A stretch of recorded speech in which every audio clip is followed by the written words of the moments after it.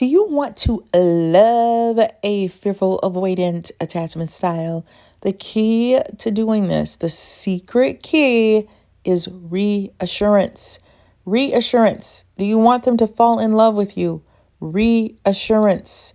How would you feel if you lived, or a two-headed monster lived within you? It would drive you nuts because you wouldn't be just like driving down the same lane. You've got a fork in the road all the time. Do I go to the left? Do I go to the right? And guess what it's triggered by? Relationships, love. I was okay until you came in the picture. And now being in this dating situation with you is activating the disorganized attachment, because otherwise I'm a secure attachment. Now, some people are probably disorganized all the time.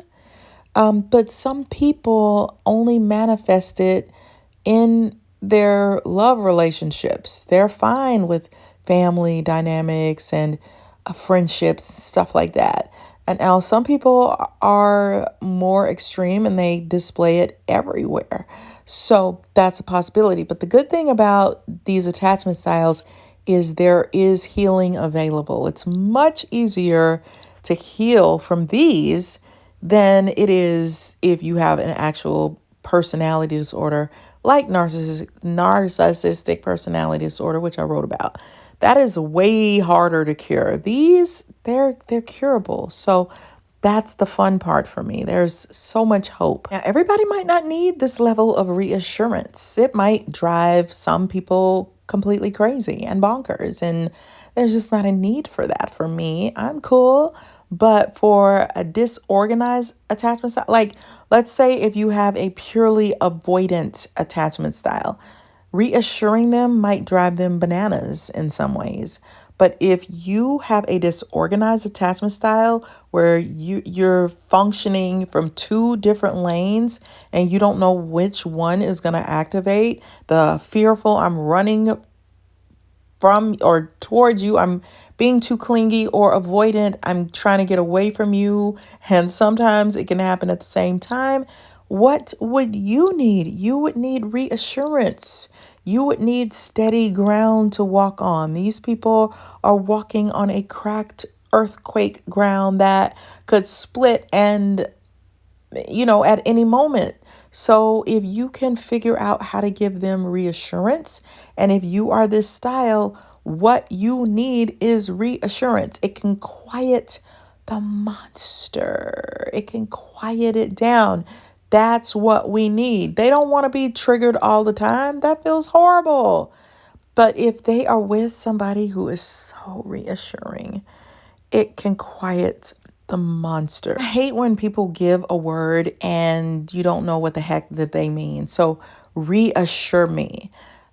We're not going to assume in this video that you even know what the heck I'm talking about. And I don't want you to leave this video not knowing what I mean, exactly what I mean by reassure me.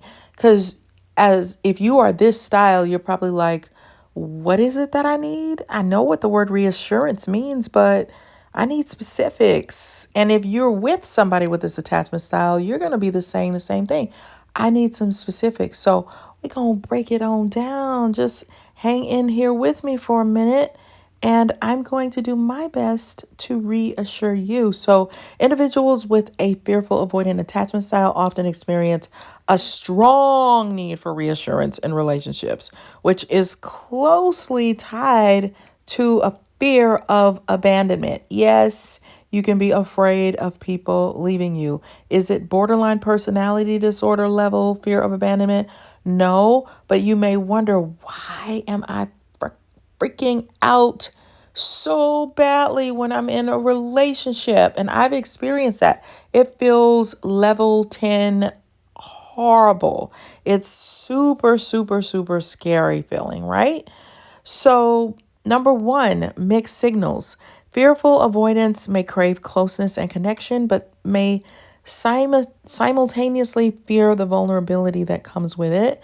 So this can lead to behaviors where they seek reassurance while also pushing their partners away. We want to get to the core of what's happening, right? Number 2, abandonment fears. This attachment style is rooted in a deep fear of being abandoned or left or rejected. Past experiences, often rooted in childhood, can contribute to this fear, making it challenging for them to trust others fully. So, yeah, they may not have fully developed borderline personality disorder like their parent may have developed, but they got enough of the residual to make a negative impact. So, number 3, inconsistent reassurance. They may frequently seek validation and reassurance from their partners to alleviate their anxiety about potential abandonment. However, if reassurance isn't consistent, it can exacerbate the fears, leading to feelings of insecurity. So if you think, hey, let me reassure you just this one day, but then you don't do it the next day, and they haven't gotten enough reassurance, that could be a problem because now it's going to lead to feelings of insecurity. So you might be like, look, I don't want to have to feed you and clothe you and like be in that deep with you that I got to do all that. No, it's just needing some reassurance. And I'll give you an example in just a minute. I'll give you a personal, I'm going to be vulnerable, which is what this attachment style needs to do instead of just hiding and trying to act like everything is okay because they don't understand their own internal dynamic and it's embarrassing. So I'm going to be vulnerable and I want you to practice being vulnerable too. Vulnerable means you share what you're feeling. You take some risk and you say, this is how I'm feeling right now. Number 4, response to stress. In stressful situations, a fearful avoidant may withdraw or react defensively. Oh my gosh. It's like thin-skinned, like, okay, what? Why are you getting upset with me? Why are you raising your voice at me? What did I say? What did I do? I just said, hey, do you want that piece of candy? I wasn't saying that you eat too much candy. So this style can also be super sensitive and get defensive a little bit too easily. So this can confuse their partners. Okay, so they may need reassurance during these times, but might also push their partners away out of fear of being hurt. Remember, you might not like what I'm saying, but we're trying to understand this person, whether it's you or somebody that you're dealing with. And number 5, cycle of anxiety. The constant need for reassurance can create a cycle of anxiety in relationships because they might feel that they need to continuously seek affirmation of their partner's feelings, which can be exhausting for both partners. So understanding this dynamic can help foster a more compassionate communication and support in relationships involving a fearful avoidant attachment style. A person may have enough of a secure attachment style that just giving them a little bit or every now and then, because it could go in cycles. I don't want to confuse you, but the more you reassure this person, the more of a steady foundation they start to feel. Because remember, they may have been with parents who they needed reassurance from at a young age. And so they've learned that I cannot fully depend on you. I can only depend on myself to be okay. That's what they're navigating. So they need to see from you. And remember, relationships are work.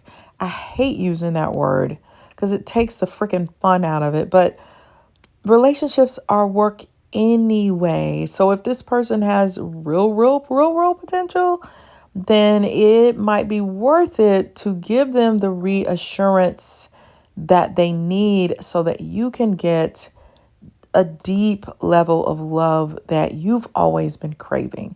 So if somebody keeps walking on a floor and there gets to be a spot where they fall through the floor, eventually they're not going to want to walk that floor anymore. I remember going shopping with a friend and she kept hitting my ankle with the basket. And then she would say, I'm so sorry. I'm so sorry. And I kept walking in front of it thinking, okay, eventually she's going to stop hitting my ankle with that freaking basket. And it just had happened like 5 times. So you would think I would get my like beside her or behind her. And instead I still kept walking in front of her, trying to lead the way. And but then I couldn't enjoy the shopping as much because I kept waiting to get hit with the basket. So I'm bracing myself for something that never came. Now, eventually she figured out how not to hit me with the basket. And it took a couple of hours, but eventually I started to learn that she ain't hitting me with that basket no more. And so I can trust that that's over. But then every now and then, what do you think I would fear? She's going to hit my ankle with that basket, and that hurts. So that's all I'm saying is they want to know that they're not going to get hit with the basket. So they need to know that it's safe. They need to know that they're going to be able to walk on the floor and there's never going to be a hole where they fall through it. They need steady, stable, don't hit me with that basket. So how would you reassure someone that you're not going to keep hitting them with a basket? What would you do? You would tell them, hey, you know what? I know you've been hit with a basket by the other friend, but I'm not going to hit you with the basket because I'm going to walk beside you. We're going to make sure that this doesn't happen again. Don't walk in front of me. Walk beside me. Do you need me to hold your hand? Do you want to put your stuff in my basket so that you're not having to hold it all? You've got it all in your hands and I'm walking with a basket. So I have some security here. Can I share my security with you? My gosh, you've got on socks and I can see a little blood coming through because I hit you with the basket. Let me get a Band-Aid. Let me get some ointment. Let me get something and I'm going to help you with that bruise so that you can feel okay again. It might be a little sore for a while. It might hurt a little bit, but let me at least put a Band-Aid on it and give me your shopping list. I'm going to let you sit on the bench and guess what? You don't have to take this load on all by yourself like what you're used to doing when you're hurt.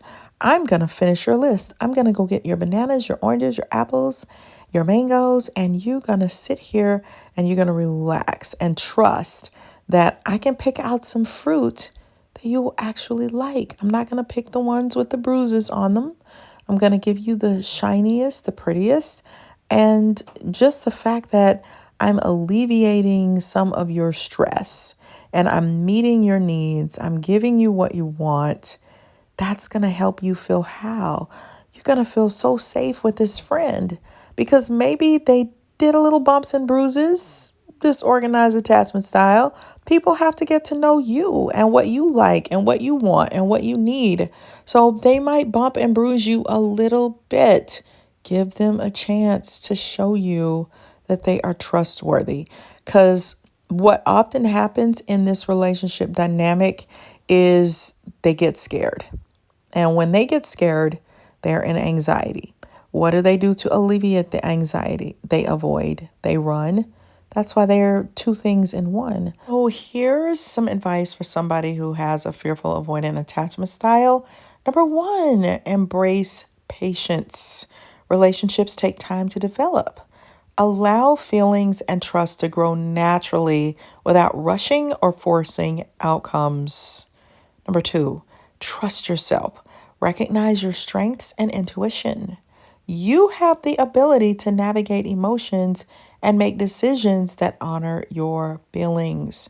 Number 3, practice self-compassion. Be gentle with yourself. Understand that fears are part of the journey and it's okay to feel vulnerable.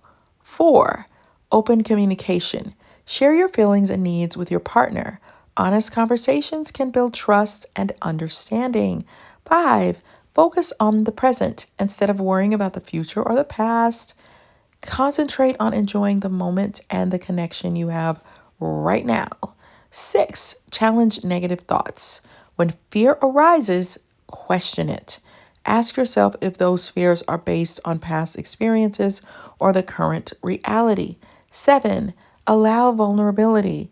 Embrace vulnerability as a strength. Opening up can deepen connections and foster intimacy. So, by practicing these types of principles, you can cultivate a healthier relationship dynamic and allow love to unfold naturally. If you could go back in time, do you think reassuring somebody with this attachment style could have saved your relationship? And if you are a fearful, avoidant attachment style, do you think you need a lot of reassurance? When you give reassurance to these folks, then you calm down their nervous center. You might have to do it several times, but eventually they can learn to trust you. They can learn to relax and really enjoy the relationship. And I think you can get dynamic, interesting, intriguing love from these people because of course they're not one-noted. So they're going to be interesting to play with and have a little fun with. I have a lot of fun with, but you just got to get them out of the testing phase. They're not testing you to be mean or to be difficult. They just need reassurance. So you also take some risk. And I know you might feel like that ain't my job. I don't want to reassure you. But I'm telling you, if you want to get past the storm, into the sunshine and the beautiful light, give them the reassurance that they are craving. Show them you can trust me. I am holding your hand through this process. You are not alone. You don't have to figure it all out yourself. We're in this together. We are defining how we want our relationship to go. And it's okay to need somebody who is steady and sturdy and not all over the place, because that could drive you absolutely nuts. So if you need more help, check out my book, Flip the Script on Love. If the person is too difficult, it's probably a narcissist. So check out my book, The Workplace Narcissist, and you're going to learn some really incredible things about narcissists. You might think they're all bad, but there's some good components too. And also, I wrote a book about all the Myers-Briggs types because that helps me to feel more secure. Anything you can do to understand people better. If you are this attachment style, I would recommend you doing it, because then you know why people are behaving the way that they're behaving. And understanding the 16 Myers-Briggs types in my book, From ENFJ with Love, it could really be a game changer for you. So I love you guys. Thank you for going on this journey with me. Give me your thoughts in the comment section. Like the video, subscribe. This is a new journey that I'm taking, and I'm not sure how long. And I'm a little random with releasing them. So I want you to be able to get this good stuff as I figure it out. And if you disagree with me, tell me, because I don't know everything about this. I could be totally wrong. All right, you guys, have a good day. Bye.